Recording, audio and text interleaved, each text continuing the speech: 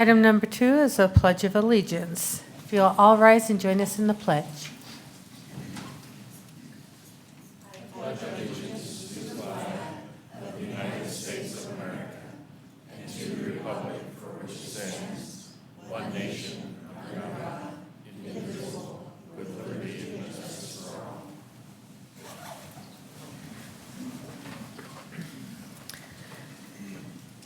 We don't have anyone listed under Community and Vocation, so I'll move to 4, adoption of the agenda. Madam Mayor, Mr. Borton. there are no changes to the agenda as published, so I move we adopt the agenda. Second? I have a motion and a second to adopt the agenda. All those in favor say aye. Aye. All ayes. There's no proclamation that I'm aware of, so I'll skip that and move to item 6. Future meeting topics, Mr. Clerk. Madam Mayor, I think there was a misprint on yours, so proclamation shouldn't show. So 5 is future meeting topics. Okay. I apologize for that. And there is one sign-in, but they are here for a project later on the night and also signed in there, so there's no additional. Okay. So item 6 under action items. 6A is a resolution 19-2169. This is to add 2 new members to our Solid Waste Commission. Both of my appointees are here tonight, so after you take action, Council, I will invite them up individually to come and say hello. And we're really excited to add 2 new citizen members to the SWAC. They both bring very diverse and different experience to the table. Both of them have a true passion about serving on this commission and excitement about rolling up their sleeves and adding to the work that is currently being done. So, Council, I would answer any questions that you might have. If not, I would ask for a motion to approve Resolution 19-2169. Madam Mayor. Ms. Lowe Roberts. Madam Mayor, I move that we approve Resolution 19-2169 to appoint Robert Wiley to seat 6 and Sean Keating to seat 7 of the Meridian Solid Waste Commission. Second. I have a motion and a second. Any questions, discussion? Mr. Clerk, will you call roll? Thank you, Madam Mayor. Councilmember Burnt. Councilmember Palmer. Aye. Councilmember Little Roberts. Aye. Councilmember Borton. Aye. Okay, and I see Bob. Would you like to come forward, introduce yourself, tell us a little bit about yourself, and whatever else you would like to say? Do I use that microphone? Yes, please. My name is Robert Wiley. I go by Bob. I'm a retired entrepreneur. I have started several businesses, mostly involved in document management and information management. I spent 15 years with a Fortune 500 company.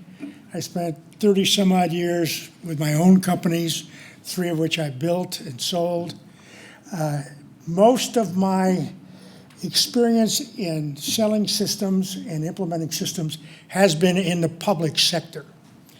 My company wrote the software for the state of California for the recycling of glass, plastic, and aluminum. And that software has been running now for over 20 years. So I've been involved on that end of solid waste. I've had a lot of experience with the military and Veterans Affairs. Before moving here last fall, I was the commander of the Scottish American Military Society in Northern California, and we did a lot of military events and honors and so on. So if anyone has any questions? No, you forgot to mention you're a Meridian Lions Club member, right? I am indeed. Roar. And You I have worked my something to first roar, right? rodeo this year. He's never done a rodeo before, but you survived, right? I did. Great. Council, any questions? Bob, we're excited to have you on the team. There's a lot of activity and energy going on in our recycling discussions and programs right now. So we welcome your experience and your voice to the team. Thank you. Thank you. Thanks, Bob. Sean, would you like to come forward? Sean is also in the recycling realm in his occupation. So Sean, if you'll introduce yourself and give us a little information about your background. Yeah, at the moment, I work at IDOC. I'm an officer there. I have a recycling team that goes out and collects with all the institutions trash, and from that we recycle everything we can. So I have a crew that 14 to sometimes 7 that I take out daily and just work with them on communication skills, work ethic skills, and getting a job done every day.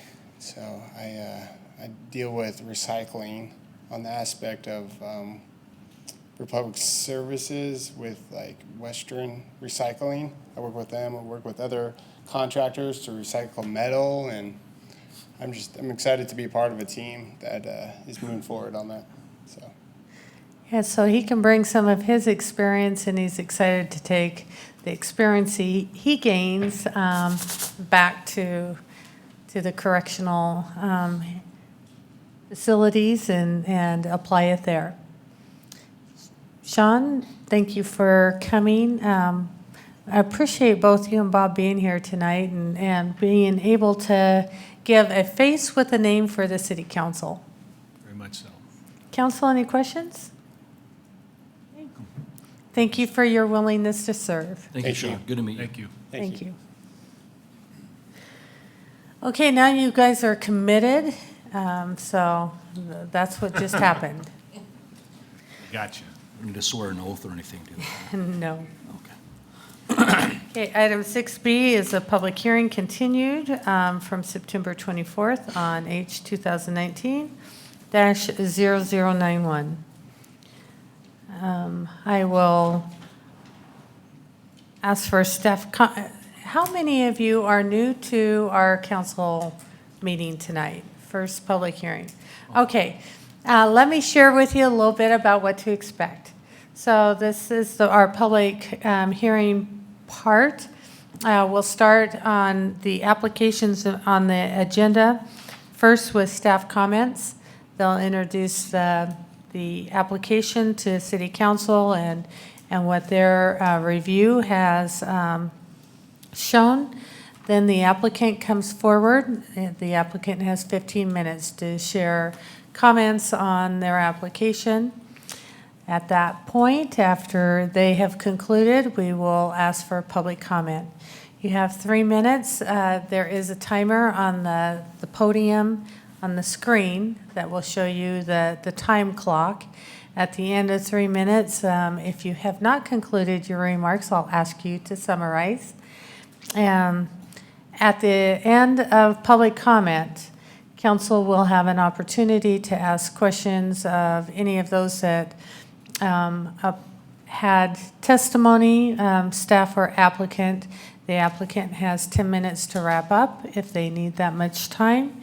And I will note that there is a large public packet of staff comments, agency comments, planning and zoning minutes, and public testimony in written form. So this council's had an opportunity to review all the documents, and they'll be using that in their consideration. So with that, I will turn this over to Kevin. And Kevin, just want to thank you for your service to the city. I know that this is your last city council meeting. We're very sad to lose you to the city of Boise. I hate to say that, but certainly we know that's where you and your family live, and you had some great family considerations. But thank you for your service to our city. Well, thank you for that, Madam Mayor. That's very kind of you. Yeah, so this first item before you is the Victory Commons Development Agreement modification, H-2019-0091. This property is located where the current Victory Greens Nursery is operating out of on the northeast corner of Meridian Road and Victory Road. The site consists of 16.74 acres of land, zoned CG, and some history on the property. It was annexed with a development agreement, a combined final and preliminary plat, and a conditional use permit back in 2003. An addendum to the development agreement was approved in 2006. The comprehensive plan future land use map designation for this property is commercial. And with this application, the applicant is requesting to modify the existing development agreement for the purpose of updating ownership information and the boundaries of the property subject to the new terms, modifying and adding provisions, and to include a new site plan. There's two specific conditions in the current DA that the applicant has specifically identified as being the reasons for this modification request. The first is a requirement that the buildings be constructed with specific design features. These include sloped metal roofs with eaves supported by posts and a minimum 3-foot wainscoting constructed of brick and stone. So this top image here is a picture of the Legacy Feed and Fuel, which is right there at that hard corner, and it's built to the standards that I just mentioned. And as you can see, the bottom proposed buildings from the applicant are of a different style and do not meet those requirements. With the current development agreement, they would be required to go through the CUP process for each individual building. In addition to these, with the, if council were to approve this modification, staff is recommending that all new buildings do still contain common architectural features. So these would include kind of these faux wood accents and metal panels, and extra windows beyond what is required by the architectural standard manual. The second specific change that the applicant would like to make is the replacement of the existing site plan with a new one. So here you can see the current site plan on the left and the proposed new one on the right. The larger buildings here in the center with the new plan are proposed to be multi-tenant flex space, which is a principally permitted use in the CG zone. And these other buildings along Meridian Road are proposed to be a mixture of office, retail, and healthcare services. In addition, this new site plan does move the approach to Meridian Road from currently in the north, very north of this property, to a little bit to the south. The applicant has received approval from the Idaho Transportation Department for this new location, provided that it be a right-in, right-out only, and that a traffic separator be installed between the north and southbound lanes of Meridian Road. Staff is supportive of this relocation with the conditions provided by ITD. Since this is a state highway, council will have to approve this new location as outlined by UDC 113H-4B. Some other recommended conditions from staff I'd like to highlight include the connection of a micropath which currently exists in this neighborhood to the northeast. So we'd like to have that connect all the way to a future pathway here along Meridian Road. We would like a pathway easement to be dedicated as well along Meridian Road. There's currently a sidewalk that's in pretty good condition, so it seems premature to have that be ripped out and the multi-use pathway be installed at this point in time, but we would like the easement put into place. And also staff has recommended that with this existing pond here to the south, that it be improved with walkways and maybe a seating area so they can be a usable amenity for the commercial development prior to any of these southern areas being developed. The written testimony received so far has been from Roberta Stewart, which is the applicant's representative. Generally, she's in agreement with the staff report, except for that last, those two conditions that I mentioned around the pond. The applicant would actually like to remove the pond entirely, remove the existing pond, which would require the consent of the neighboring property owners who are party to the easement agreement which created it in the first place. If they can attain the consent of these owners, the applicant has submitted an alternative site plan, which basically looks like this, just without the pond, to be included with the DEA. Staff, though, is supportive of retaining the pond and developing it as an amenity for the commercial development, as I've outlined in the staff report before you. One outstanding issue for council is the request to modify the standards of UDC 11-3H-4 for the access point to State Highway 69, as shown on the site plan. Staff is recommending approval with the conditions listed in the staff report, and we'll stand for any questions. Thank you, Kevin. Council, any questions for staff at this time? Okay, I see applicant here.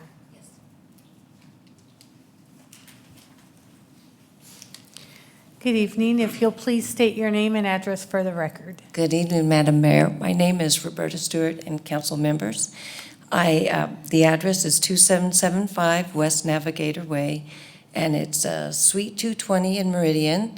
I work for BVA Development, and we are the agent for the owner of the project, and that's CUNA Victory LLC. And I think Kevin did a great job. He absolutely outlined the project perfectly, and I really don't have anything to add to it. And his written summary was good, and also oral presentation. But I am really concerned about the pond, and it's actually a mistake of mine. We put the site plan in showing that pond, and it does exist currently. It's overkempt. It's just overgrown and unkempt, and it's hard to take care of. And so we've talked to the owner of the Legacy Feed and Fuel and also Tim Mussel. This is the Mussel Corner subdivision. And they're both amenable to getting rid of the pond and having more of a cohesive commercial project. And that pond is pretty large for this commercial project. And so we were going to get together in the next few weeks to work out cross-access easements and parking, but also to vacate that pond. But I went ahead and accidentally put in a site plan that showed that pond, that then forced Kevin to have to deal with it. And I don't blame him. If you're going to have a pond like that, you might need some benches and a pathway. But we were hoping that we could swap out that first site plan and put in the second one. I've already sent it over, and it just basically is green shading over the pond, so that it wouldn't be part of our development in the future.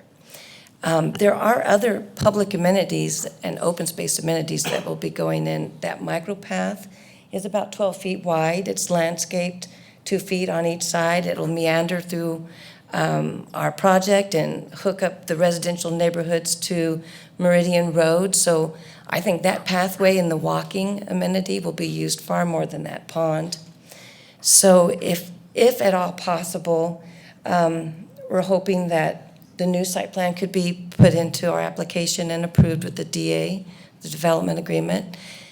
Or at the very least, items 10 and 11 and the conditions of approval indicate that we need to aerate the pond and put a bench. If we could just insert language that said, so long as the pond exists, we have to aerate or put the benches in. So that if we and the landowners ultimately vacate that pond, then those requirements would go away.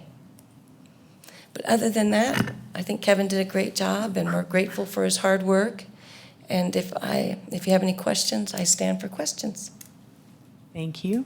Council, any questions?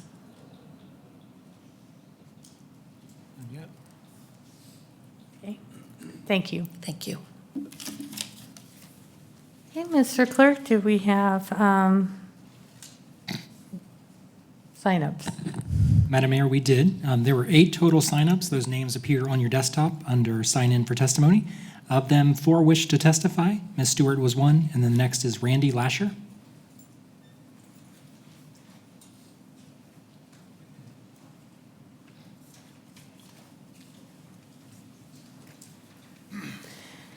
Good evening. If you'll please state your name and address for the record. Certainly. Randy Lasher, Lasher. Thank you. And wanted to say, good evening, Mayor, City Council, law enforcement. Thank you for what you do. Did you give us your address? Address is 267 East Observation Drive, Meridian, Idaho, 83642. Thank you, Randy. Okay? So we're in the pictures that went up on the TV, we're in that row of homes that back up to this proposed construction. And what we want to do is just maybe be more involved. I'm also the president of the HOA, as there are 2 other serving members here in the audience from the HOA. Randy, if you're speaking for the HOA, you do have 10 minutes if you need to use it. That could be helpful. Thank you. And so our concern is, for a lot of us, this is the first time we've heard about this development. We were invited to kind of a preliminary presentation by the developer. I'm sorry, Randy, you said you were or you weren't invited? We were, yeah. And in that presentation, the information was fairly limited. Yeah, we got to see a plot plan. There were no renderings of the building, how high they're going to be, what they look like. And so a lot of the neighbors that back up to that property are concerned about height and visibility of our unobstructed views. The people that bought homes on that row at Observation Terrace paid a lot premium for an unobstructed view. And so we know nothing is forever, but we'd like to have some consideration for what is going to go back behind there that could take that view away. For a lot of us, my wife and I, this is our last home, we plan to retire there. And to have a structure behind our home that every time we walk out in our backyard, there could be a row of windows facing into our backyard. So I think what we want to know primarily is what are the final drawings? What's the property going to look like, and how high will it be, and what will that view look like from our properties? And we haven't been able to get that information from the developer. So what I'm hoping for, what my wife and I are hoping for, is to have a meeting with the builder, have a meeting with the developer to get more information on what exactly is going to go back behind. We have their version, and I can appreciate that, but from our perspective, this is all coming as kind of a surprise. And I think we, as members of Meridian, would like to be more involved in not so much what they're doing back there, because believe me, having the nursery and the dirt gone and some of the tractor noise is going to be a good thing. So we're okay with replacing the nursery, but our major concern is what's that view out back going to look like from the fence line up? We're going to lose views of some nice trees. And so what we're asking the council to do is help us figure out how high that building is going to actually go from ground level, what we're going to see as homeowners, because it could affect our resale, it could affect our quality of life. There's going to be more noise back there with all those tenants. But the primary reason we're here tonight is to just get clarity on what the final design will look like and what's going to happen to our views. Questions? Thank you. You're welcome. Madam Mayor, Mr. Borton. run- Randy, I'm sorry, we do have a question. it's too slow or you're too quick? He Sorry. was too slow. I think I was anxious to sit down. You were scooting quick. Remind me the topography of that area. I've bought bark out there, but Yeah. is it sloped down as you go into this project? Yeah, so Observation Terrace is elevated above that nursery Okay. by probably 10 or 12 feet. If you go climb over our fence, there's an easement there that the irrigation line runs through. Right. If you go from that ground level, which is our ground level, there's about a 10-foot drop-off to what looks like would be grade for the building. So there's about a 10-foot relief there that a single story would be fine with. It's when we get above that 10 feet, 12 foot build height is when we start encroaching into our views. And so our concern is, being that this kind of came out of left field, is what is the final building going to look like, and what's the overall finished height going to be? That's So you probably like that they have they've changed the design from the slope roof to the flat, because that won't add to the height. Yeah, and that's a good thing, but then as the pictures were put up on the screen, I saw some different roof lines. I saw some peaks that aren't on their website rendering. So I'm not really sure what the final building is going to look like, because every time we look at it, it looks different. And when we went to the very first kind of come see what we're going to do, there were no renderings. You only saw the plat that you see on the screen right now? Did you see the, in front of you? Oh, yeah. Yeah. So this is the plot plan I'm looking at now. Right. Yes. In the color one. Right. That is the modified site plan. But that's just the plot plan. I don't see a structure on what I'm Right, looking but at. this is what they shared with you at the neighborhood meeting. They did show us this, but what I asked for was, do you have something showing us what the building's actually gonna look like? Because this doesn't represent Right. the structure, this just represents how it'll be laid out. Right. And the response was, no, we didn't bring anything. So we're trying to figure out what the heck's going back behind us and how tall it's gonna be. Okay, Madam Mayor? Mr. Byrne. One last question, Mr. Lasher. So no details provided to you by the applicant in regard to how high their buildings are going to be. So you basically know nothing. Correct. We did ask at the only meeting that they offered, and all the information they would give us was it could be 24 to 27 feet. The overall height of the structure from ground level to the top level would be anywhere from 24 to 27 feet. Well, if there's a 10-foot drop-off, there's still 14 to 17 feet that's unaccountable that could now become our view. And that's what we're trying to figure out. Sure. Okay, thank you. Yep. Any other questions? No, sir. I get it. Can I leave now? What's that? Can I leave now? Yes. Thank you. Mr. Clerk. Madam Mayor, next is Joel White.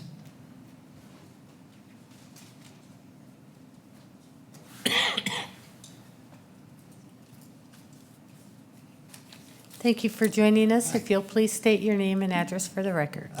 My name is Joel White. I live at 201 East Observation Drive here in Meridian. Thank you.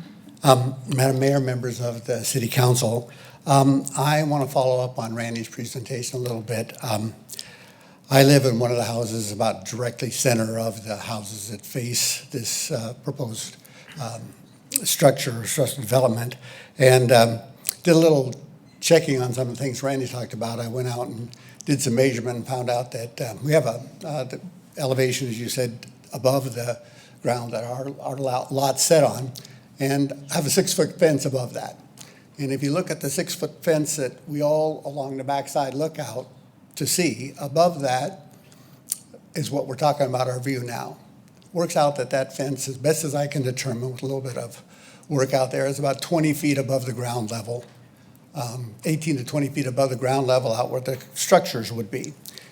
The proposed structure, if it were built, and it is 25 feet tall, somewhere 25 to 27, is going to mean that rather than having a 6-foot fence behind our house, we're going to have a 15 to 17, 18-foot fence behind our house, in a sense, because that structure runs with a flat roof all the way along all the way along pretty much all of the houses that are on our level.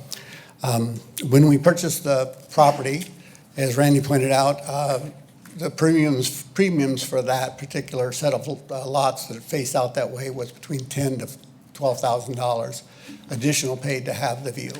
So what I would like to request of the council is to consider that any structure that is much above 20 feet above that ground level is going to block our view. If it is a solid structure and it appears that we're going to be on the side of the structure that contains the air conditioners, that will compound that. So to the extent that that restriction on the height that they are going to build this can be considered, request that that's done to keep it as low as absolutely possible. Any questions? Madam Mayor? Mr. Burnt. How high is your fence above, or excuse me, how high is what's the height of your house above the fence? So the fence is here, doesn't your house sit above? No, the house is, they're basically, the type of construction is they're basically built at ground level. So I think the fence is a 6-foot fence, and patio is about the bottom of the fence, and it's about 6 inches up to the first floor of the house. So basically, when you stand in the house and look out, you're looking at the top of the fence. And it varies a little bit because this fence is obviously not level. I happen to be at the highest point of the subdivision, so it's a little higher for me. It appears to be a couple feet lower in some other places as the property, contour of the property changes. Madam Mayor, follow-up. So if you're sitting in the back of your porch, you're only talking about seeing the back of the fence, right? So you wouldn't have a view if you were, you know. If you sit down on the porch, again, your view is more obstructed, the fence is there. Right. But if you just stand in your backyard or on your back porch, and the patios there are all concrete patios behind the fence, so it'd have about standing there or standing inside your house looking out your kitchen window. Okay. You see the expanse now looking over at Meridian Road and Right. Victory Road across there. If this were put there, we'll see the top of a building across the way and maybe the top of a couple trees and no more. Okay. Thank you. Thank you. Madam Mayor, the last sign-in is Brett Hormuth. Brett.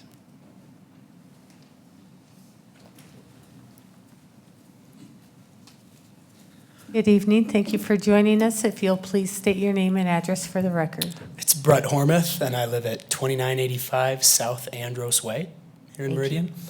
Madam Mayor, council members, thank you. This is all new information to me. I just found out about this subdivision, and what I want to say really is coinciding with the members of the neighboring subdivision. And if you look at the plot map, the house that I reside in has that very small piece of white on it. It's in the Observation Point subdivision. I see it. I also have a completely unobstructed view of Victory Greens. And I think in addition to what the gentleman prior to me had stated, I was uninformed of a neighborhood meeting. I was not notified or invited. I don't know if it's because my subdivision does not directly border that fence behind. And I don't know if that was, by design or anything of that nature. But No, the noticing requirements are 300 feet. Okay. But it should have been on Nextdoor if you're a Nextdoor I'm not. subscriber. I'm not, and I was, with respect, was not aware that that would be a necessary, app on my phone to be a part of. I am not a technological wizard, and really, it's not what I excel at. But my experience in my home is I also paid a lot premium. I am also concerned about the height restrictions or requirements to this development, and I want to be informed going forward. And that's just about all I have to say. So thank you. Okay. Council, any questions? Thank you. That is those that indicated they would like to provide testimony. Is there anyone who wishes to provide testimony that didn't indicate that? Yes, ma'am.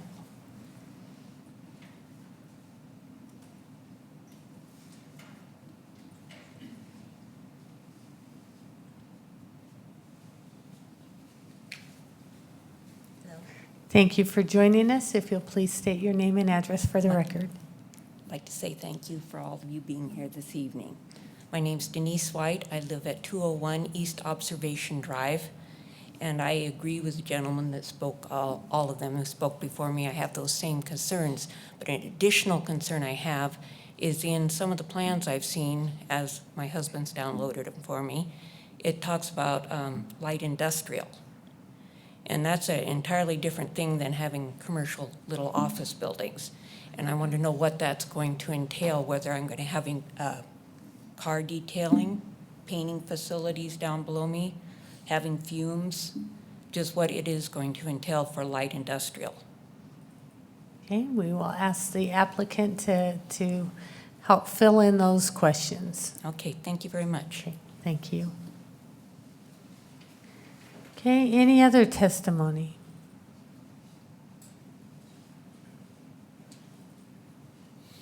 Okay, would the applicant like to respond? Oh, I'm sorry. Was there someone else? Oh, sorry, I didn't see you. Well, that's all right. Thank you for being here. If you'll please state your name and address for the record. It's Jolene Arnold. I live at 195 East Observation Drive. I'm also part of that neighborhood that backs up to it and paid the premium lot fee to have that lot. And my concern echoes a lot of that as well with the height of it and losing that view. I also last minute posted information about this meeting on our Facebook group for our HOA. And multiple members of our neighborhood who live within 300 feet of this structure were not given postcards about it. And I went on city records and I scrolled through the 85 scanned-in postcards, and a large majority of our neighborhood did not receive them. They went out to like Middleton and CUNA and different HOA companies, but a large number of our neighborhood members did not hear about this meeting until late last night and were unable to come.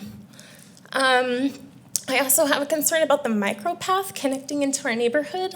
I'm not sure how I feel about a public walkway that will go up and into the neighborhood because it comes in between yards which have low fence lines.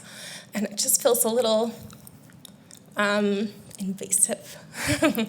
So I think I'd like to have that issue addressed as well as we get more information about the plans going forth. Thank you.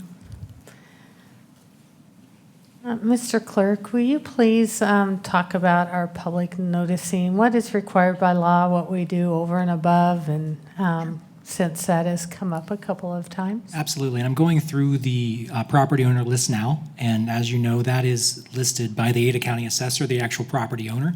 So in the case that somebody is in CUNA or Middleton, they are listed as the property owner with the assessor. So if someone happens to be renting, or it may be in a family trust, it may go to the address that basically receives the tax notices. So the city requires a notice mailed to anyone within 300 feet of the property line, according to the Ada County Assessor's ownership log. The applicant has to post on the site at least 2 locations, noticing that that there is a public hearing about it. And then we are also required to post in the newspaper, which we do at least 14 days prior to the date of hearing. In addition to that, we do post on Nextdoor. We post it on our website, and then we, in some cases, send a second notice. In this case, we actually noticed for 10/15 because we did miss the first noticing. This is one we continued from before. So we do the website and Nextdoor, the things we do in addition, and then the 3 things required as well. Thank you, Mr. Clerk. Okay, if there's no further testimony. No, anyone else who would like to testify? I would ask the applicant to respond.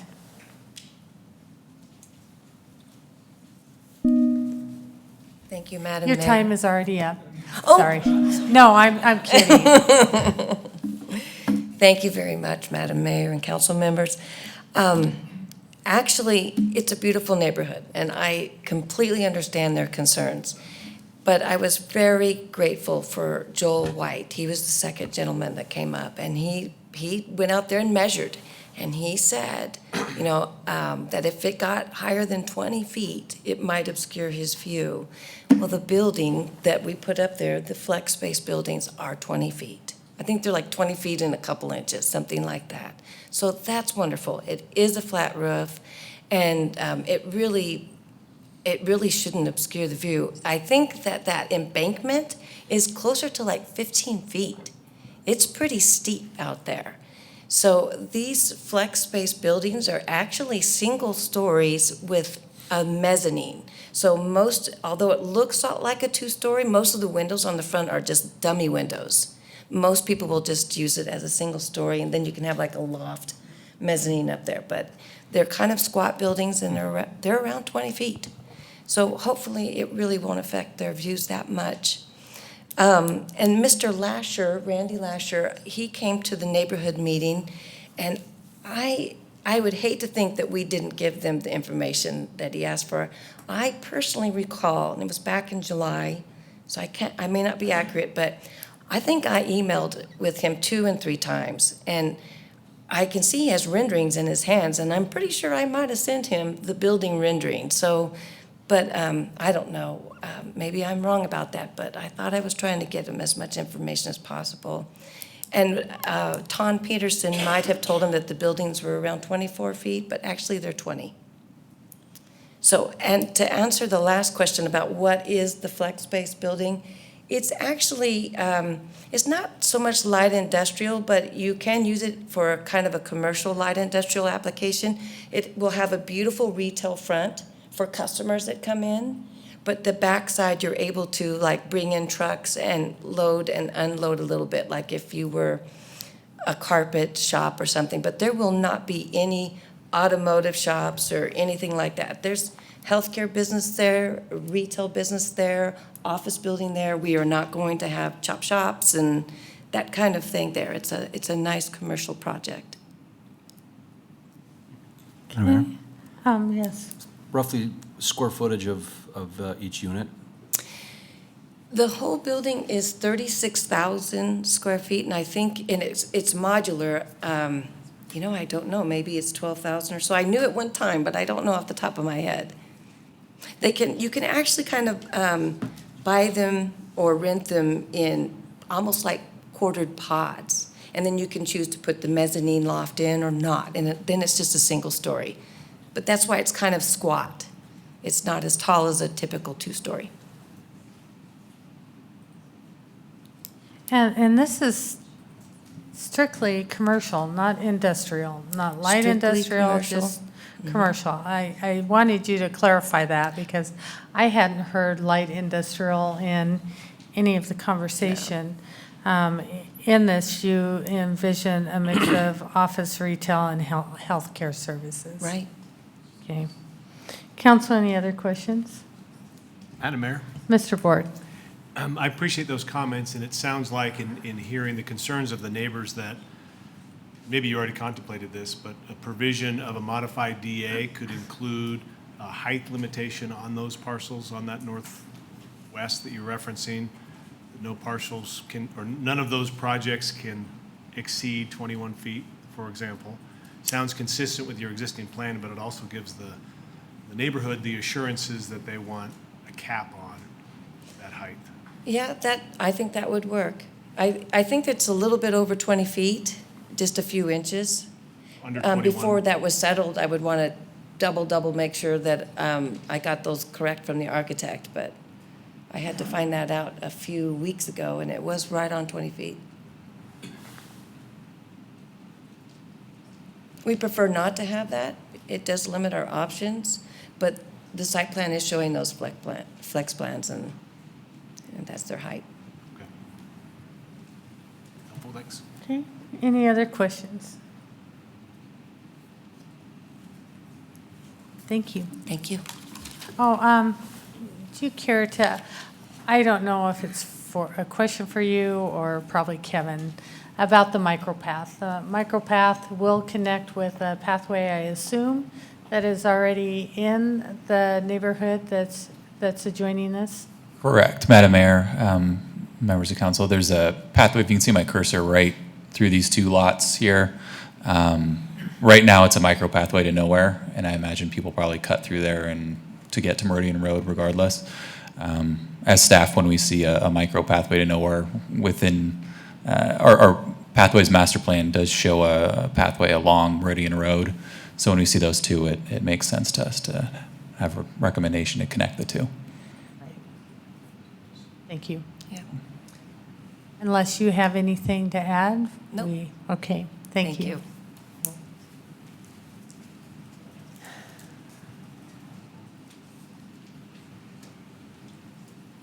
Okay, Council, any questions for staff, the applicant, or any of those that provided testimony?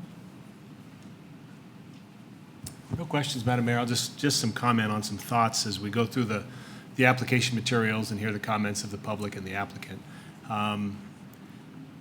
This is a common situation where we step into, and sometimes the public steps into, a project that is sort of flowing from previous approvals, and it's a parcel that has some entitlements and some ability to do some development on it.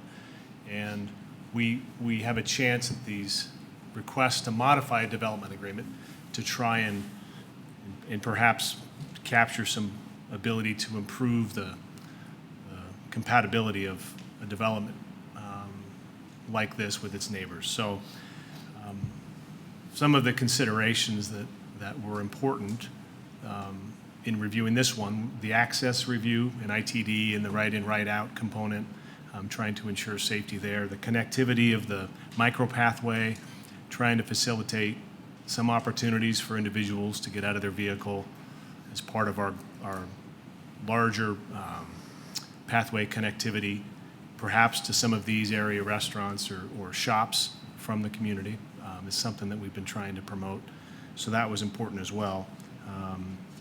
But one of the elements of the 2006 development agreement, and in fact it was encouraged and it was referenced in Kevin's initial comments, was the intent and the hope that some of the site design have these peaked roofs and some of these architectural elements which are consistent with what's up on the corner, all with good intentions, but now perhaps that type of site design creates perfect, thank you, right, seems to create real potential for a larger obstruction of view corridors, quite frankly.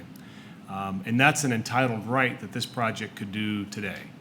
Without any of our approvals, they could build that what we saw previously with these peaked roofs, which actually might hinder the view more than any of the neighbors want. So then look at what's being proposed, which is a different design, requires us to approve a different style that would remove these gabled roofs? These peaked roofs, to this flatter concept in the lower left, which I think is a really interesting and attractive design as well.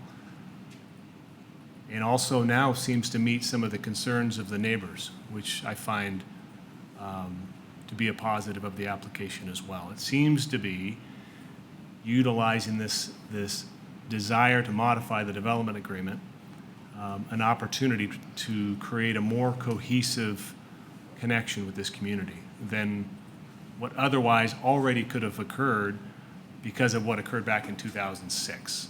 So I don't know how many of the neighbors were here in 2006 for those approvals, probably not many. We find that a lot in our community. So I'm supportive of this request. In light of all of those considerations and the public comment and trying to see how they all address those concerns, I'm supportive of the request, supportive of what's been proposed, inclusive of the micropath. I think our staff's inclusion of the pond as an amenity is a positive as well, quite frankly. I think a lot of these development like this will certainly be very successful, which means it's busy, which means it has employees, and we found in other areas employees like amenities, whether they can go walk on a path or have their lunch near a pond on a picnic table, and it just makes it a more kind of warm and welcoming part of the community that we might miss the opportunity if we don't include it. So I thought it was a unique feature, and I appreciate staff bringing it up as a way to make this place special. So those are my thoughts on it, kind of the consideration of what we've reviewed and weighed that make me feel supportive of the application. Thank you, Mr. Borton. Any other comments?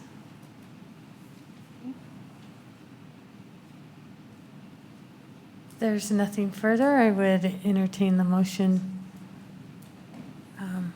Madam Mayor, Mr. Borton. I'll make one and see if there's some discussion. I move we close the public hearing, I guess. There is a gentleman, I think, who would like to, Randy would like to, Mr. Lasher, I think, comment on a comment that the applicant made, I'm assuming. So you'll need to come up here. Otherwise, we can't get you on the public record. So thank you. If you'll Thank you. please state your name one more time. Randy Lasher. Thank you. So I wanted to respond to the representative's claim that she provided the images for me. My email communication with her was requesting that she bring some renderings showing the structure to that meeting where we saw the plot plan. And it was an attempt to get information. And when we were at the meeting, I asked her, were you able to bring renderings? Because there were no renderings there. And her response was, no, I forgot. So those renderings that I brought up here were provided by Mr. White, who went on to their website and printed them down. I'm not going to suggest that there's a conspiracy to withhold information. I won't go that far, but it just does seem like as neighbors who could be affected by this construction, that there's not a lot of information coming our way voluntarily, and that we shouldn't have to, go digging into something that if the developer wants us to all be in harmony, let's show your card, show us what you're building. The other thing I wanted to point out is in that initial meeting, I asked specifically, as did my wife Anita, well, how high do you think the structure will be? And in multiple responses, it was somewhere between 24 and 27 feet. Hearing now that it's 21 is interesting, because the attorney who was there representing the development said specifically 24 to 27 feet. So again, maybe this is a time to pause the project, get the developer to do some measurements, hold a meeting with the homeowners whose homes, this is going to be our last home, who paid lot premiums anywhere from $10,000 to $14,000, whose views are now affected by this. I appreciate the council's design idea, but I just feel like this developer isn't being forthright with all the information that we should have, figuring that this is backing up to our properties. Not trying to be difficult, not trying to be a troublemaker, but if the information's provided to us, we'll go along with it if it makes sense. Madam Mayor. Hey, Mr. Burnt. Mr. Lasher, I really do appreciate your comments and I appreciate your concern. I don't think that they're, I think they're well-deserved, for sure. But my question to you is there anything from the applicant after she came up and spoke that you have concerns with now? Yeah, there are. All right. So like you heard that it's going to be under 21 feet and they're willing to put that in the development agreement. That means that it won't be over 21 feet. They can't. And what, does that include the gables, the roof lines, the air conditionings, as Mr. White pointed out? Is that an overall height that will not be exceeded? Or will there be allowances for certain things? Madam Mayor, I can't speak for her. She would have to come back up and respond, but we'll have her come back up. But I was under the assumption that that's what she said, but she can speak for herself. Okay.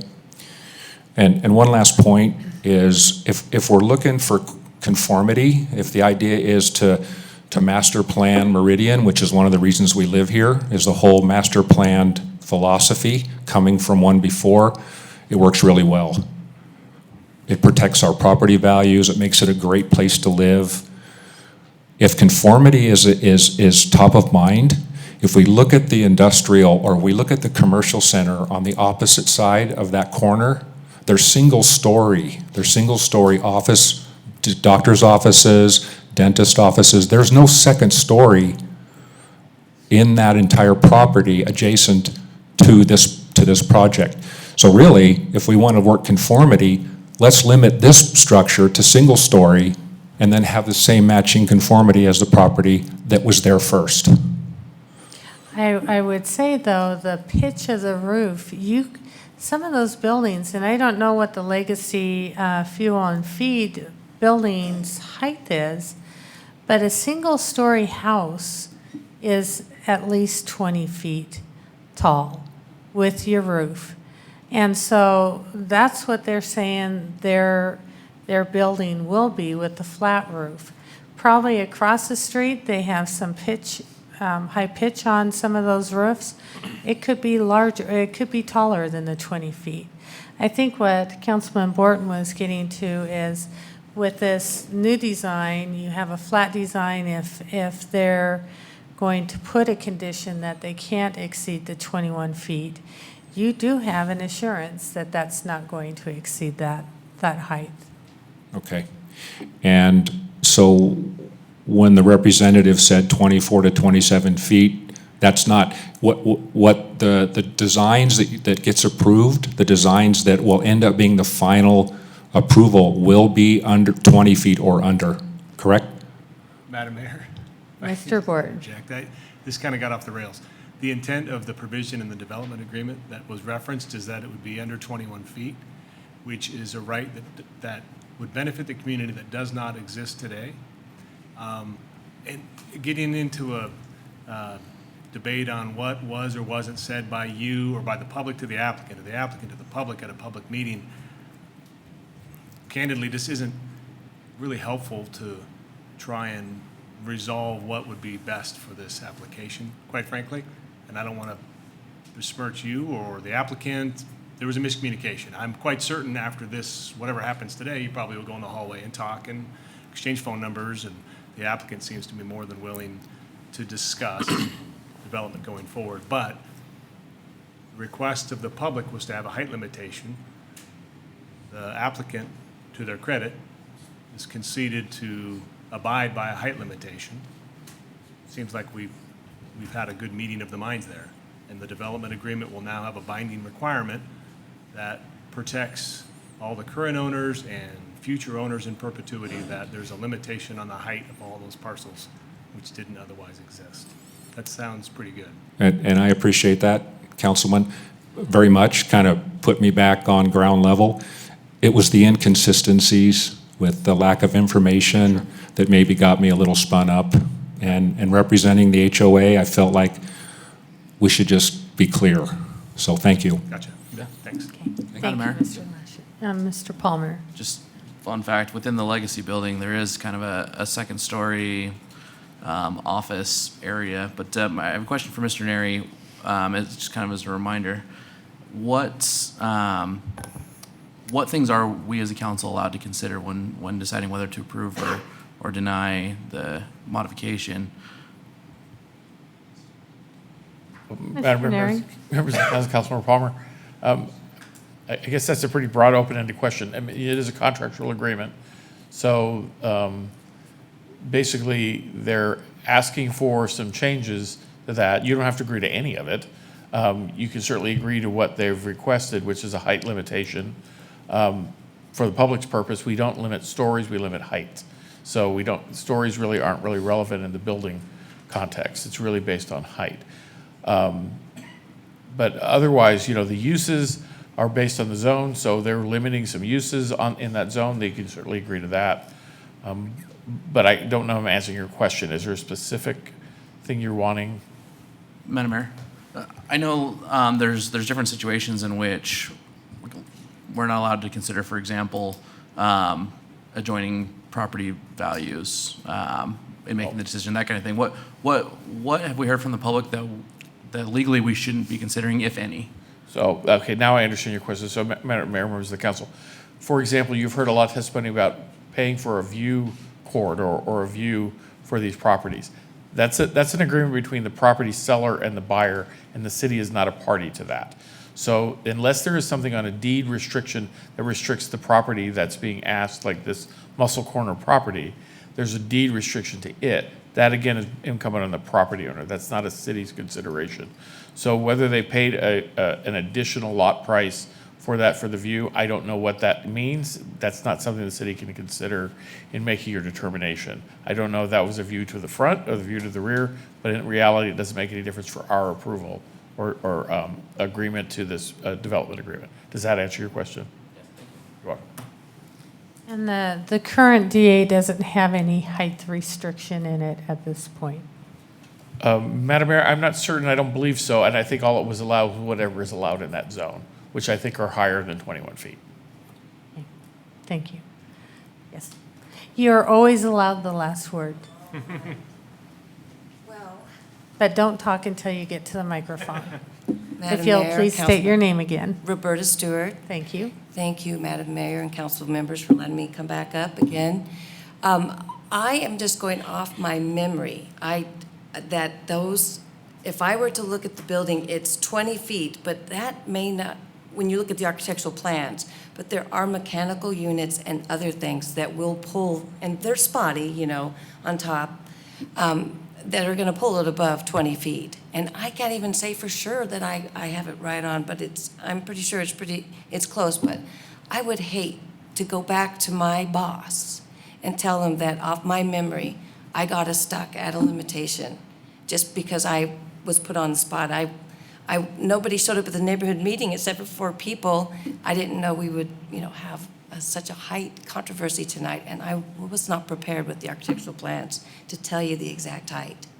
They're basically single story, but they definitely could go over with mechanical, and so that would be a severe limitation. These are a prototype plan that we would like to put in other places. They're architecturally already done. We just kind of put them on different sites.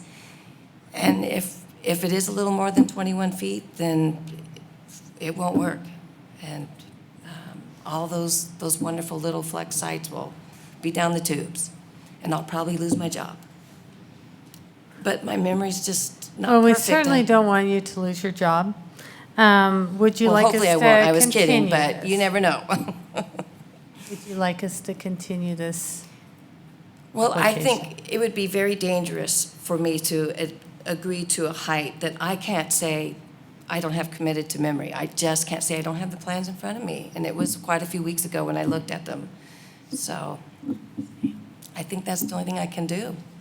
I do want to remind council members that we can go much higher in this CG zone, and the legacy is probably much higher than that too. So, and we're trying to accommodate them as much as possible. It might be even just 2 or 3 feet more than an average 2-story, less than a 2-story building even. So I'd hate to give up, but we have a right to do. And if we weren't trying to modify the DA, like Councilmember Borton said, we could go much higher, much higher. You could, but then you would have to follow the DA as written. Right. And there was not a height limitation on Right. the earlier DA, so. So anyway, so please, don't limit it to 21 feet at this point. I don't think I'm accurate enough. I can't do that. I can't agree to that. Okay. Okay? Thank you. Thank you.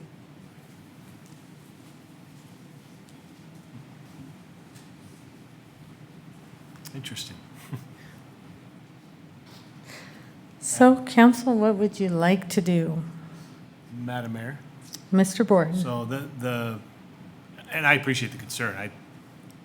It's understandable that it's a big deal for you. It's obviously, at least in my mind, a big deal for the consideration of the approval, and it's very important to your neighbors, it's probably important to you and your client to be good neighbors with them. So I think the mayor's suggestion of a continuance, I can't imagine it takes a week, quite frankly, to understand what those height limitations are, but it's really important to have language in there that has a cap, that gives the applicant and the neighboring community that certainty that what you're describing, and quite frankly, this might be a non-issue. You might find out that it is 21 feet and we're all good, and we can proceed next week if that's the way the council wants to go. My thought is bump it a week, let you answer the question. I guess the public hearing would stay open for the issue of height. We don't necessarily need to rehash the whole application, but that's an option for us if we want to do that. Okay. Any further questions, comments? Madam Mayor, Mr. Palmer? So if I'm interpreting our code right, the maximum building height in CG zoning is 65 feet. Clearly, what they're proposing to build is nowhere near 65 feet. In fact, the applicant has asked us to make a decision based on what is allowed within the zoning. I mean, we can continue, what we do a lot of here, or we can make a decision based on all of the logic that you proposed, and also the fact that legally we can't even consider the view shed purchase that took place at the time that the lots were purchased. I mean, what's being proposed here is beyond reasonable. Wish we could just make a decision and move on.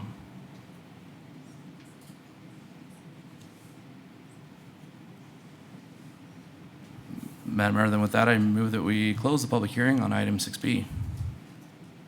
Okay, I have a motion to close the public hearing. Do I have a second? Okay, Madam Mayor, Mr. Palmer. I guess we get to bring everybody back together again and waste some more of your time. Appreciate it, though. Madam Mayor, Mr. Borton. I don't think continuing the limited discussion to try and address the interests of the public, as the applicants proposed, is a waste of their time if it gets us to the right result. It's an opportunity to make this blend, so I'll make a motion that we continue item 7B to October 22nd, and keep the public hearing open for the limited purpose of addressing the height condition cap that could be placed upon this as part of a DA modification. I have a motion and a second. All those in favor of the motion, please indicate by saying aye. Aye. Those opposed, say nay. Nay. Okay, the ayes have it. So we will continue this public hearing till next week. So thank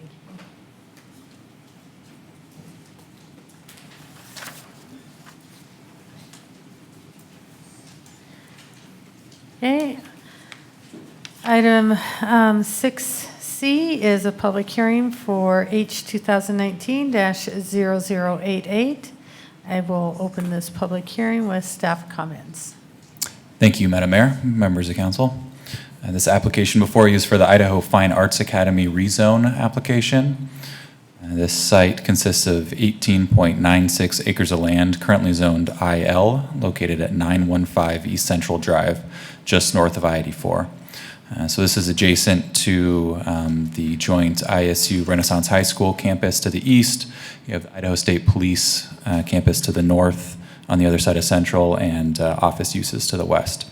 The current comprehensive plan future land use map designation for this area is commercial. The applicant is requesting a rezone of the property from IL, which is light industrial, to CG, general retail and service. The current IL zoning does not allow educational institution uses, while in CG they are principally permitted use. The southern lot is currently approved as a parking lot for ISU, and you may have noticed it's currently under construction. West Data School District has submitted this conceptual plan for the Fine Arts Academy on the northeast corner of the northern lot. Staff is supportive of the overall use, but the specifics of this site layout and building design will be reviewed through the Certificate of Zoning Compliance and Design Review process. So typically the city does require a development agreement with any rezone application, but in this case staff is recommending that none be executed here for a couple reasons. First, the proposed CG zoning does match up with all the surrounding properties, so even in the case that the school district plans were to fall through, any development would have to comply with standard UDC requirements. This obviously limits uses to those already deemed compatible with the commercial areas and or would require a conditional use approval. In addition, the comprehensive plan does direct staff to, quote, look at ways to streamline the permitting and land use review process for approval of new school facilities, end quote. So by foregoing the DA, we've eliminated the potential for the school district to need to come back to the council potentially multiple times as they progress through developing the facilities on this site. The city will still review all proposed developments through the CZC and design review process to ensure all code and design standards are met. The P&Z Commission recommended approval. Quick summary of the hearing, really we only had Jacob Rivard, speaking, a representative for the applicant in favor.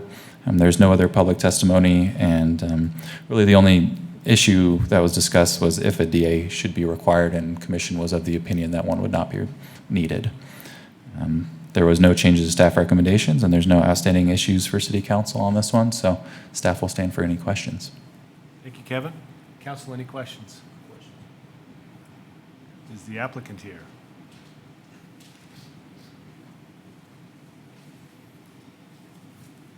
Go ahead and state your name for the record. Council member Jacob Rivard with Hummel Architects, 2785 Bogus Basin Drive. I'm representing West Ada School District. You know, there's really not too much more to say than what Kevin already stated. We are in the very beginning stages of this process.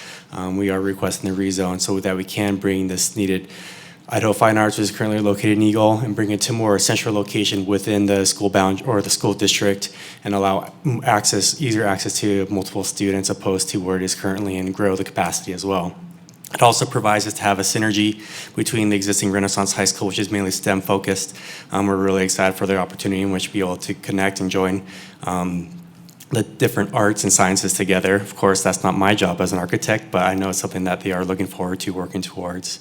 With that, I'll be happy to take any questions. Okay, thanks, Jacob. Appreciate you being here. Council, any questions? No, sir. No questions.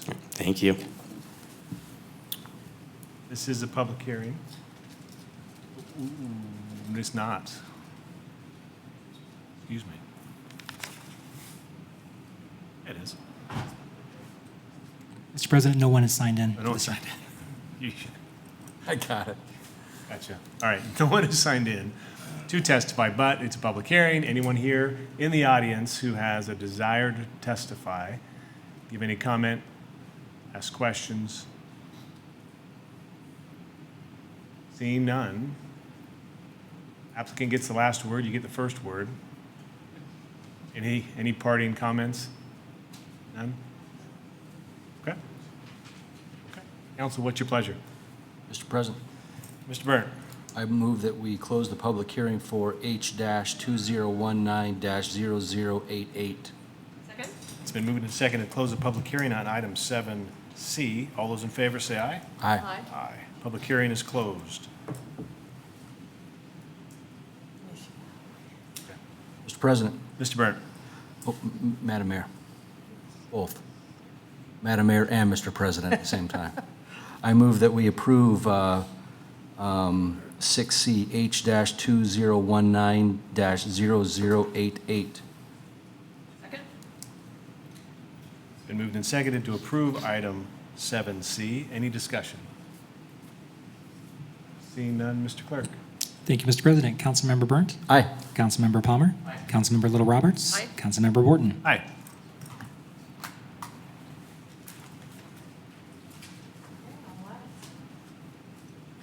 Okay, item 7C is, or 7D, sorry, public hearing on H 2019-0086. This applicant is asking for a continuance due to a posting error. Mr. Neri, is this necessitate reposting then? Madam Mayor, members of the council, I think Mr. Johnson can explain the posting issue. Madam Mayor, members of council, this was an error with the affidavit of posting. We did not receive in time, so they have reposted in time for the next hearing date if you choose to continue then. So it doesn't require, all the notices were done except for the posting on site, and we believe it was actually done, just there was no affidavit showing that. So they've updated their sign and are requesting to move to the 22nd with your approval. Is there anyone here for this item? Okay. Council. Madam Mayor. Mr. Borton. Seeing nobody present for this item, I move we continue item 7D, H 2019-0086. Oh, 6. Yes, 6. Yeah, 6, sorry. 6D to October 22nd, as requested. Second? I have a motion and a second to continue this. All those in favor say aye. Aye. Okay, all ayes, motion carried. Okay, item 6E is a public hearing for the City of Meridian business hours. Council, we've had comment on this a couple of times, and so we continue this. We thought we would have a full council. Is there anyone here who would like to provide testimony on this item? Okay. Council, what is your desire on this? Madam Mayor, any additional feedback received by your office since last week's hearing? No. Madam Mayor, question. Did we receive any, I noticed that we had received some input on a next door post, but did we receive any information? Did we send out like a survey monkey to our employees to see what their thoughts are about changing the hours of operation? No, I believe you asked that last week and the week before. We did have each of our departments talk in staff meetings over the summer and into the fall about these hours, seeking feedback. And each of our departments have come back saying they can make this work for a pilot, and we'll bring feedback back to see how it was applied. Madam Mayor, follow up and to refresh my memory, what are the departments that will, where this pilot program will take place? This would be all business hours for public facilities. Okay.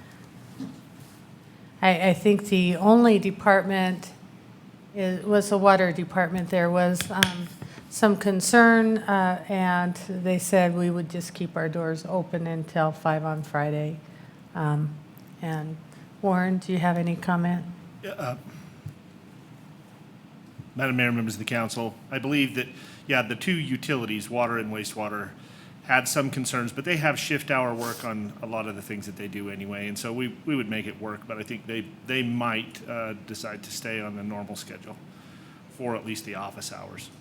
And I think it was stated to me probably just water at this point.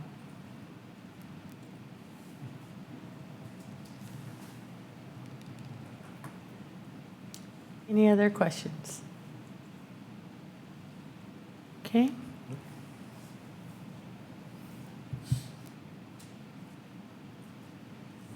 Madam Mayor, are you looking for action now or action next week? Action, if you would like to do it now, it allows us some time to communicate with the public.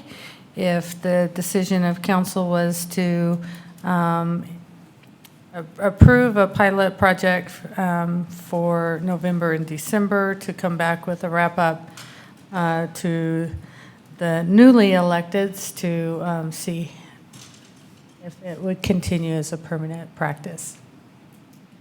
Madam Mayor, Mr. Borden. defer to my colleague's preference. I'm supportive of it, whether it's today or it's next week. I think there's going to be goods. I think there's going to be bads. We're going to learn a lot. We're trying to do something different.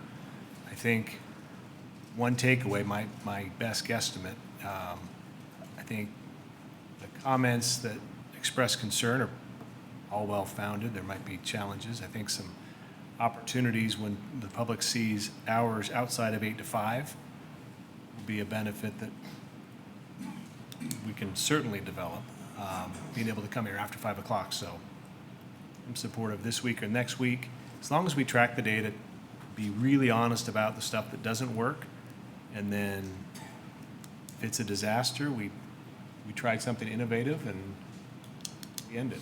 And if it's great, then great, and we're all better for it and our public benefits. So there's very little risk in trying.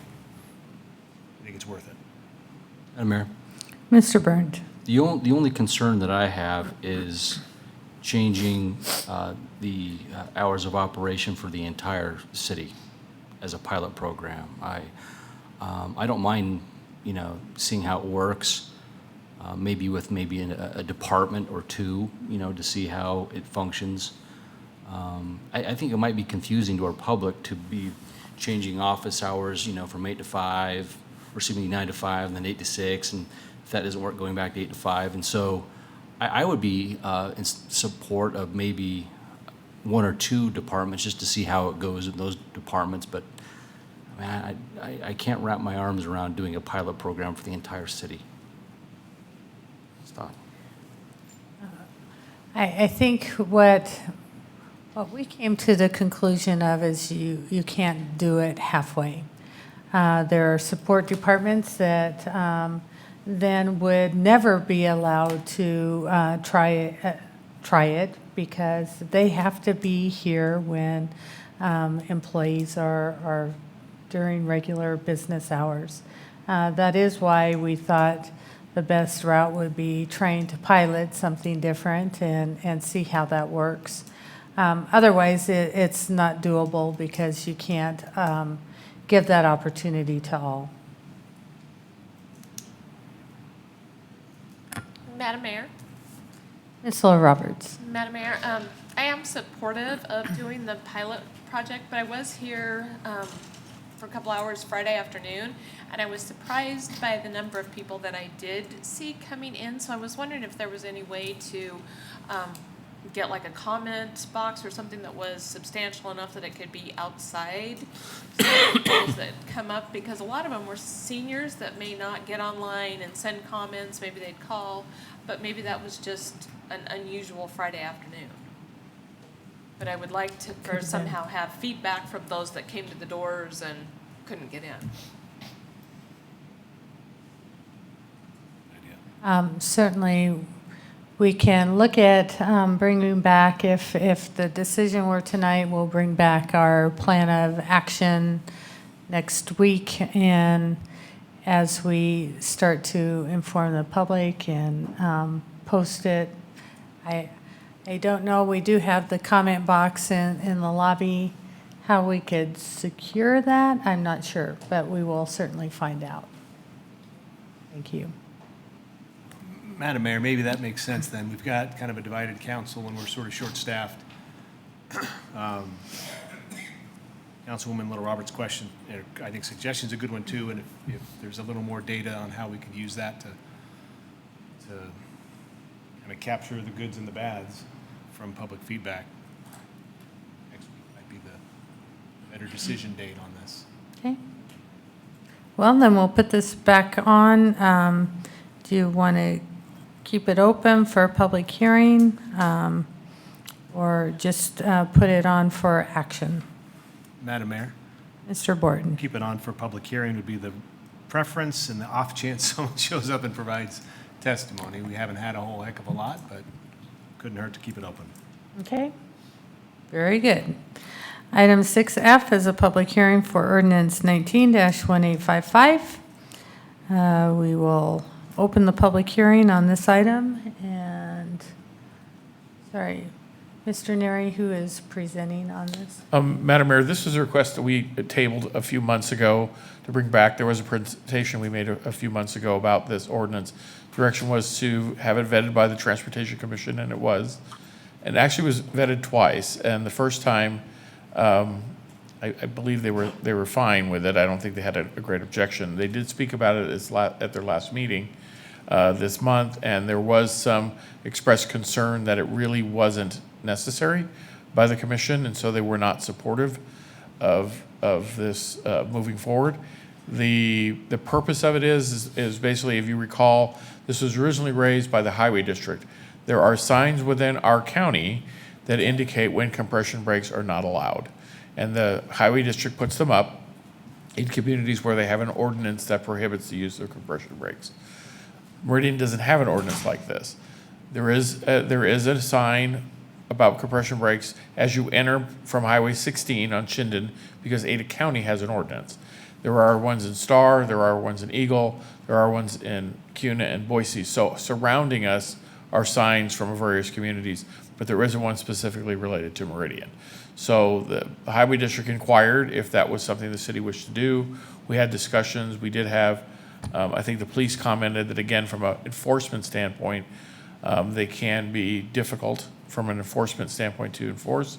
We did have, again, some comments from the public a few months back that basically live along some of our corridors that were supportive, but again, it's really a difficult enforcement tool. The one we have in front of you is similar to other communities. And again, the chief is here and Lieutenant Ford here if you want other questions from police, but that's how it came for you initially. It was set over to later in the fall to have this discussion again, and basically that's all the info I have. Chief? Madam Mayor, Council, I didn't come here tonight to testify on this, but since I'm here, I might as well. As you recall, a couple months ago when this was discussed, we did have some concerns in regards to enforcement.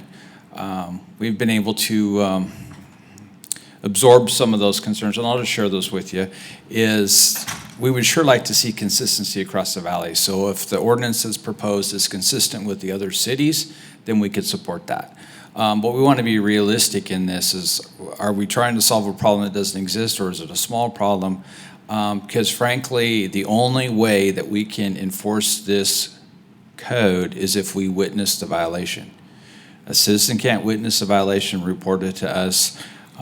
The other thing is the difficulty of being able to identify a driver is unrealistic at best because of the height. So the only way that we could actually write a ticket for this is to have an officer witness it themselves.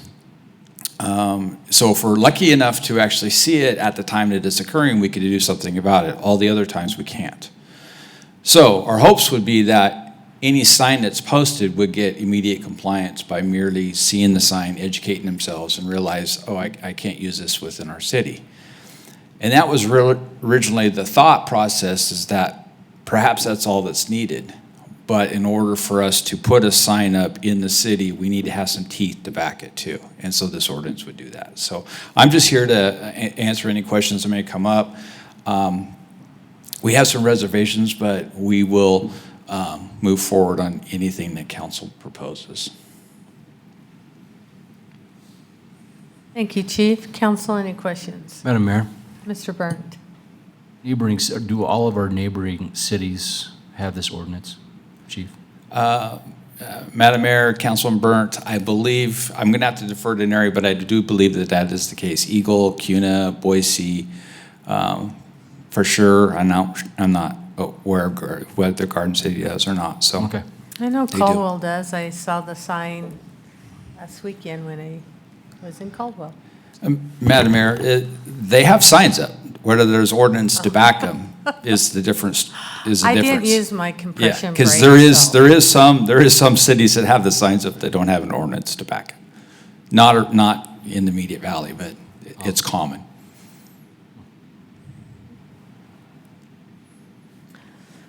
Any other questions?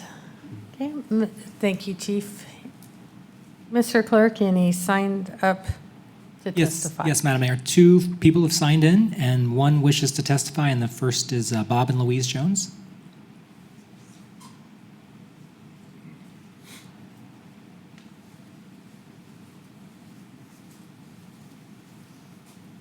Good evening. Thank you for sticking around and joining us. If you'll please state your name for the record. It's Bob and Louise Jones. Our address is 3483 West Sandwedge Street in Meridian. Thank you. Our purpose here is to just show our support of having an ordinance for the compression brakes, to ban the compression brakes, except for emergency purposes or whatever. We have a lot of houses and apartments that are popping out of the ground all along these major thoroughfares.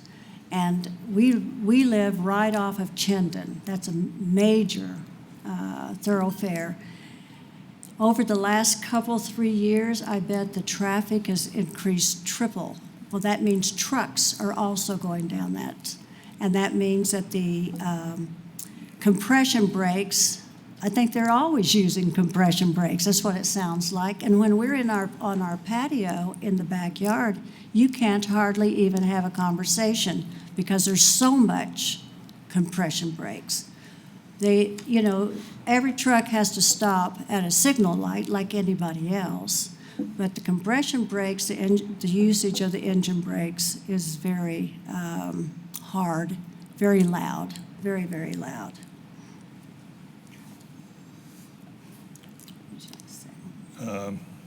I would like to address what this, I don't know who this last gentleman was up here. He didn't introduce himself, but, He's our chief of police, oh, okay. Chief Levy. When he was talking about this ordinance being unenforceable, all of our traffic laws are unenforceable unless you have eyes on the violation. This shouldn't be any different than that, as far as I'm concerned. We rely more on the public to obey the laws rather than, you know, try to prevent them. And the other thing is, what is the other thing?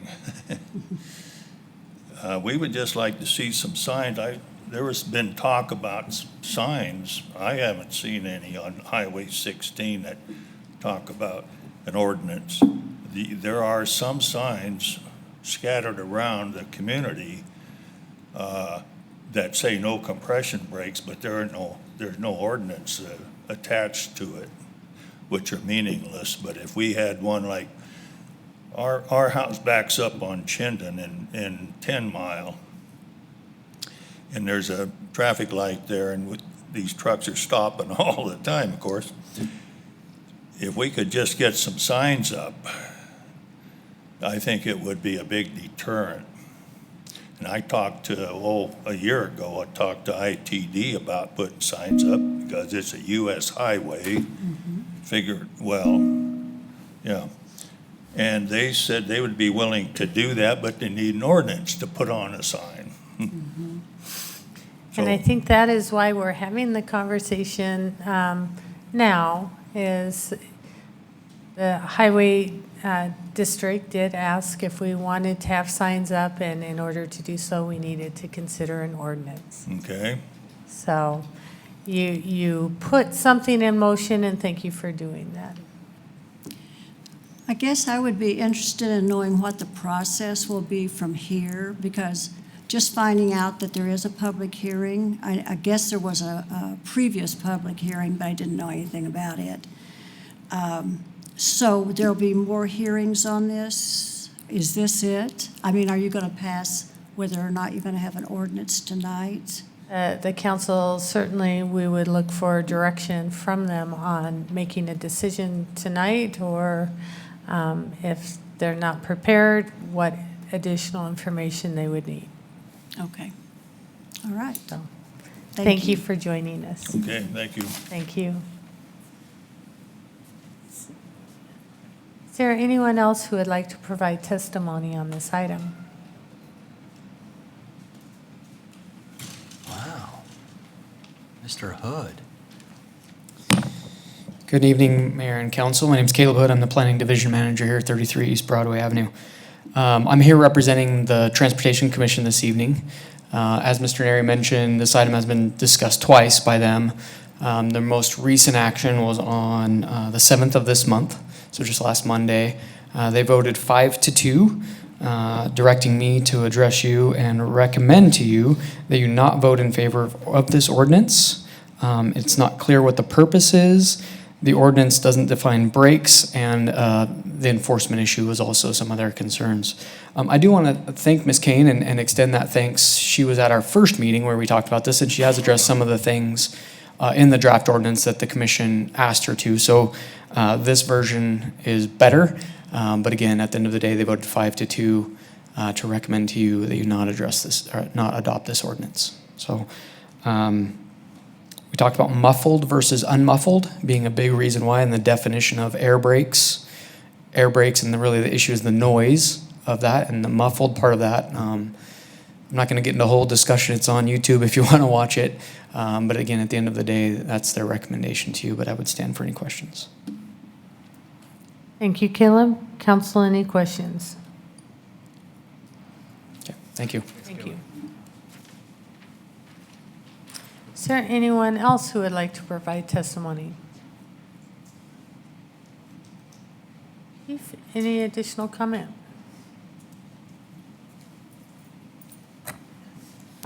Madam Mayor, Council, I did recall that someone did express to me that the way it currently is written, that it would eliminate anybody using air brakes in the city of Meridian, and everybody knows that commercial vehicles, including school buses, use air brakes. And so we might want to pause and make sure that the wording is correct, because they're looking at engine compression breakage, not air brakes. And if it's not worded correctly, we may get ourselves in a situation that we can't get out of. So I'm not the expert there. Someone mentioned that to me.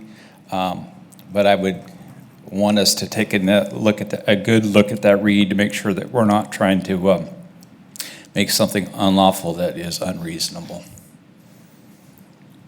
Madam Mayor, I can answer that. So Ms. Kane has gone through this a couple times, and there is a code reference in the Idaho Code that's cited in the ordinance. So we're comfortable that it's compliant with what could be enforced.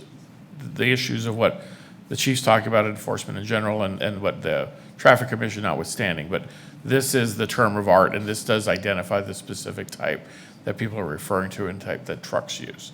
And again, buses that are public transit are excluded, so. Madam Mayor, Council, I think we can use some common sense there too, because when you use actual air brakes, there's not much noise there, where the rattle noise is what we're talking about. So as long as it meets code, I'm good with that.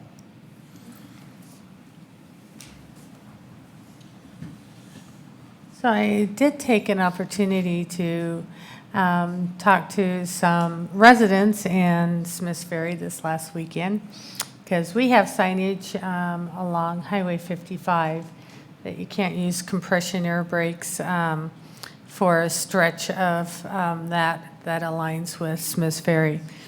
They did say that once those signs went up, I don't know, no one knew if there was an ordinance or not, but when the signs went up, the number of incidences went down. So it really does mirror what we heard through testimony tonight, that even the presence of the signage does make a difference, as most people want to comply with the rules. Not everyone, but most. Madam Mayor? Mr. Palmer. I'm curious why the ordinance allows fire department and public transit to still use them. Madam Mayor, that was the recommendation in the research we had, because again, in those circumstances, they are being used, at least from the public safety side, they're being used in an emergency situation, which is exempted. And on the public transit, I think it's the same issue. These are public vehicles for public conveyances, and that was why they were recommended in the research to exempt those. Madam Mayor? Mr. Palmer? But if they're allowed to be used during an emergency, then I would imagine that's when the fire department would be allowed to use them anyway, even if they weren't exempted in the code, as well as public transit. I think that if anytime that government makes law, it should make itself adhere to the same laws rather than exempting ourselves, because brakes are expensive. So the more we use them, the more we have to replace them. Well, why should we take ourselves into consideration but not the private sector? So, Madam Mayor and Councilmember Palmer, I'd be happy to address that. So, the last fire engine that we had that had the loud Jake brakes on it is no longer in service. It's being used as our training apparatus. The new engines that we have, they're nothing like the big logging trucks you hear coming down the roads nowadays when they're going to slow down. So when you have, an 80,000-pound ladder truck coming at you, the Jake brake makes a huge difference. We are cognizant of our community, and typically when we're out at 2, 3 in the morning, there are 3 settings on the Jake brakes, and we tend to go to low, which makes them a lot quieter when we are coming to that stop, because at 3 o'clock in the morning, there's typically not a lot of traffic. So we do our best to keep that noise down.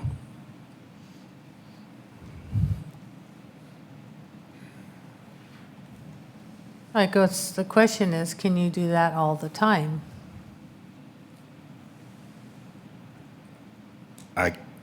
Maybe. I mean, it depends. If we're running code 3, no, we can't.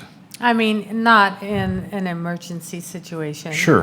Which is what I understand is exempt, but. Correct. In practice. Right, and then the other problems you have is whenever there's snow, we're gonna put the Jake brakes on low anyway, because if they're on high and the roads are icy, it's gonna put the fire engine in a spin. So it's a safety thing anyway. So I think you kind of answered it, is you could. Yeah, we could. Again, I'll reiterate, all of our new apparatus, because council has been very generous to the fire department and we have new apparatus, they're pretty darn quiet. Madam Thank Mayor. you, council. At least you can make them compliant.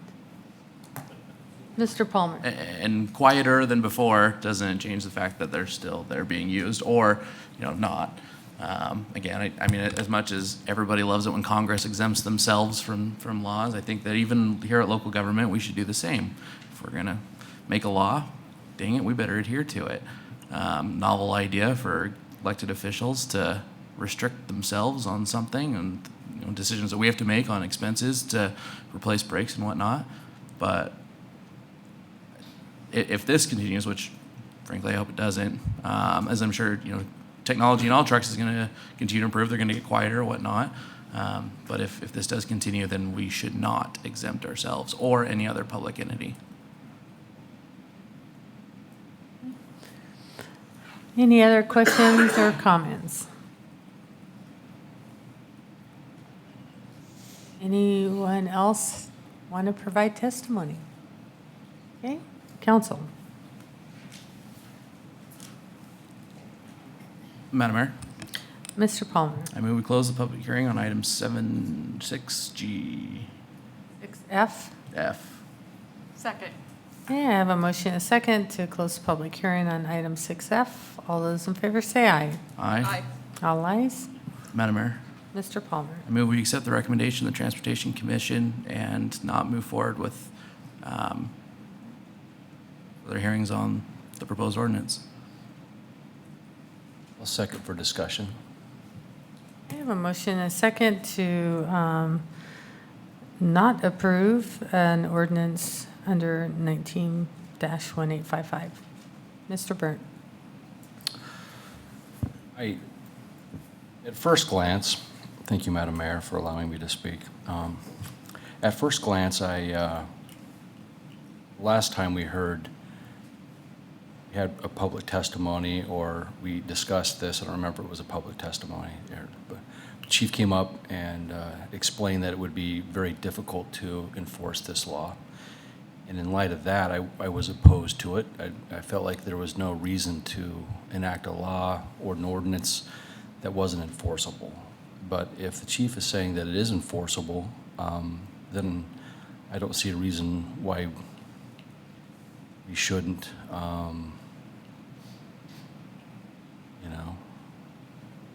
pass this ordinance. If what the chief is saying is correct, then I think it's only going to help, maybe some noise pollution. Okay, any other comments? Mr. Clerk, will you call roll? So the motion on the table is to not approve ordinance 19-1855.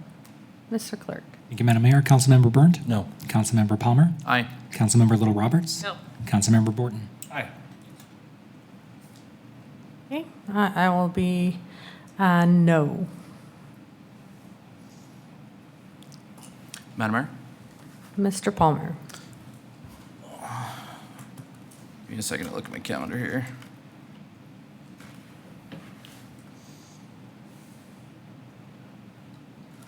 This calendar doesn't go into next year.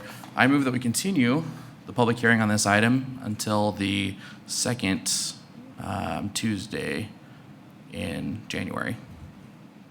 January? And to explain the reason why is because we'll have a whole new council, new mayor. We're tied at the moment. That would give a good opportunity to gain any extra information that we might need in the meantime, as well as have a fresh set of eyes to look at it and make a decision then. Okay, I have a motion to continue. Do I have a second? Okay, the motion fails. Do I have another motion? I'm okay with that motion, it's not till January 2nd. That's a long time to be talking about this ordinance. Madam Mayor, I'm sorry. I just don't feel like this goes to the level of a new council and a new mayor. So, I mean, I'm okay with continuing if that's what Council Member Palmer wants, that's fine. But preferably sooner than the second week in January.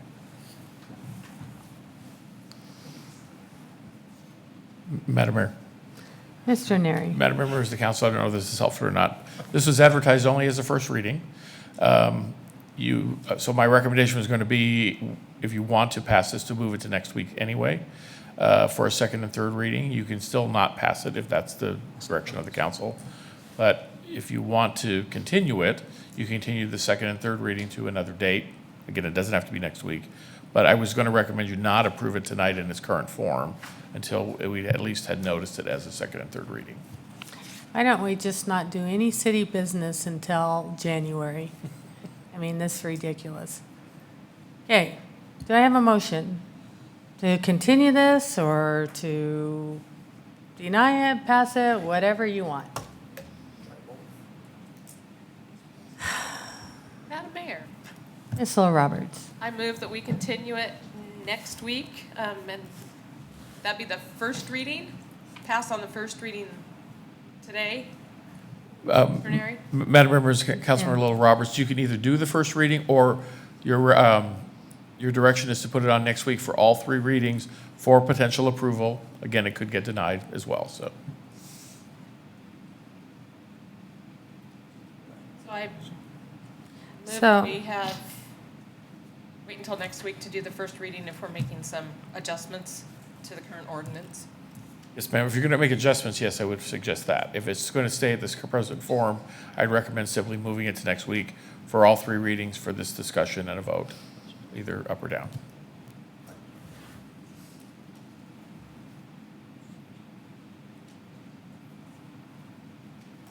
Okay.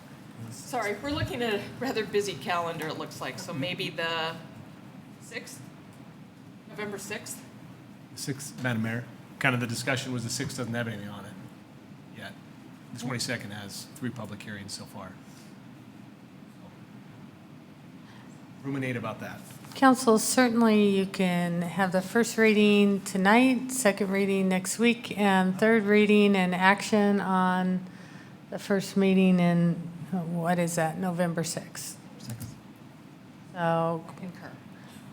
so we will go ahead with the first reading under 7 when we get to it, have the second reading next week and the third reading the first, and ask for action at that time. Okay? Perfect. Madam Mayor, Thank you. Yes, Mr. Palmer. does anybody have any objection to removing the exemptions except for in case of emergency? Or does anybody see a reason to keep them there? So Madam Member, as the council, before you answer, just be sure, what it says in the ordinance is that the emergency is to prevent a collision. So not that they're responding code 3 and need to use them, but only in the event of avoiding a collision. So I don't know if that will hinder the operation of the fire apparatus. I heard maybe not, but I just want to be sure you knew that emergency wasn't just an emergency vehicle in responding. So just want to make sure that was clear. Madam Mayor, Mr. Palmer. then knowing that and clarifying my own opinion, I have no objection to them being exempted for use anytime they're headed towards an incident. Madam Mayor and City Council, again, the ladder truck weighs 80,000 pounds. You have to use the Jake brakes on the ladder truck to slow that thing down.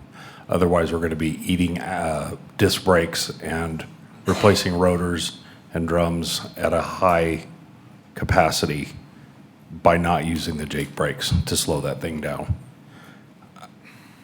I don't think not allowing us to not use the Jake brakes would be a problem.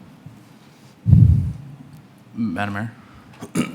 Mr. Palmer. And there are certainly trucks that are allowed on the roads that are much heavier and would do far more damage to their own brakes. I'm not using Jake brakes.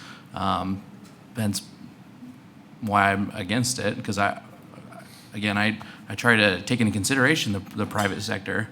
I think you should absolutely be able to use them for that exact reason. It is a wise use of public tax dollars, in that there's a system built into the truck to prevent the overuse of the disc brakes. That's the same exact thing that's built into trucks that are far heavier that are allowed on the roads. And taking everyone, all of our citizens and all of our businesses and everybody that participates in any kind of activity within the city of Meridian, this is not a wise ordinance to move forward with. However, an ordinance on our agenda, so it's certainly going to get passed. I'm just trying to make the best improvement that we possibly can before we get there. Yeah, I think the inconsistencies from city to city is why we took an existing ordinance to apply it. Certainly, if truckers are used to adhering to other ordinances, consistency is probably, they're not going to do something along Highway 2026 because, oh, I'm in Meridian, so now I can do something different.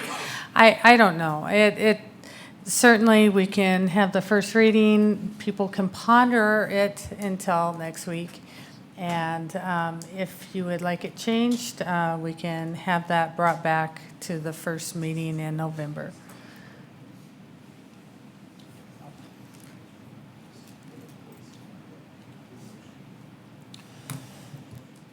We don't need a motion if you want to continue the public hearing along with the second and third readings.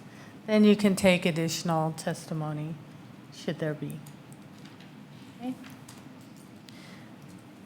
Any further comment under 6F? 6G is a public hearing for ordinance 19-1857.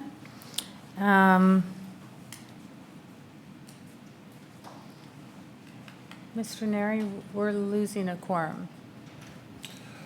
Is he leaving for good? So, yeah, Madam Mayor, if Mr. Palmer is going to leave, then you cannot continue the meeting. Whatever class you guys are writing this about, I want to read your paper.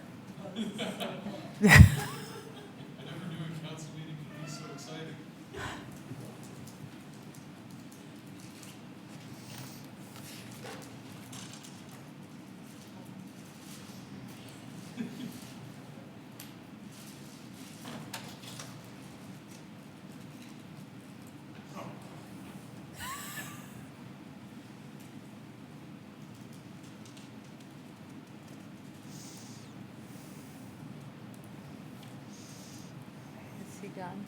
Yes. Okay.